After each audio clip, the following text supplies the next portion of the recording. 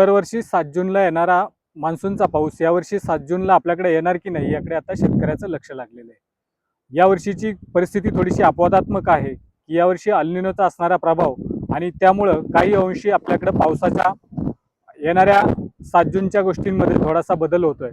तर त्याचं कारण असं आहे की दक्षिण महासागरातून जे वारे आपल्याकडे येतात अरबी समुद्राकडे, तर त्या वाऱ्यांमध्ये काहीसा बदल झाल्यामुळे किंवा त्यामध्ये जे ढग असतात आणि ढगांमध्ये जी आर्द्रता असते त्या आर्द्रतेचं प्रमाण कमी झाल्यामुळे मोसमी वाऱ्यांना जो अपेक्षित वेग पाहिजे तो मिळत नसल्यामुळे मान्सूनची प्रगती मंदावलेली आहे। तसेच हिंदी महासागरातील वातावरणीय हालचाली कमी झाल्यामुळे ढगनिर्मिती आणि कमी दाबाचे पट्टे पुरेशा प्रमाणात तयार होत नाहीत। त्यामुळे भारतीय हवामान विभागानुसार केरळमध्ये मान्सूनचे आगमन नेहमीपेक्षा काही दिवस उशिरा झाले आहे। तरी पुढील काही दिवसांमध्ये मोसमी वाऱ्यांना अनुकूल परिस्थिती निर्माण होण्याची शक्यता आहे। त्यामुळे महाराष्ट्रासह अनेक देशांमध्ये पावसाचा जोर हळूहळू वाढतो आहे। मोसमी वाऱ्यांची गती मंदावल्यामुळे यंदा मान्सूनच्या आगमनाला विलंब होत आहे। हिंदी महासागरातील कमी वातावरणीय हालचाली आणि ढग निर्मितीचा अभाव आणि अल निनोचा प्रभाव यामुळे पावसाची प्रतीक्षा वाढली आहे।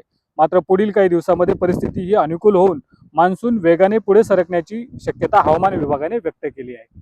म्हणजे यानुसार जर आपण विचार केला तर येणाऱ्या काळामध्ये एक 4-5 दिवसामध्ये साधारण 10, 11, 12 तारखेच्या दरम्यान आपल्याकडं दरवर्षी जो 7 जूनला मान्सून येतो तर तो अल निनोच्या प्रभावामुळे आपल्याकडे काही दिवस लेट होत आहे। म्हणजेच 11, 12, 13 तारखेपर्यंत हवामान खात्याचा अंदाज आहे की हा पाऊस आपल्याकडे पश्चिम महाराष्ट्रामध्ये दाखल होणार आहे।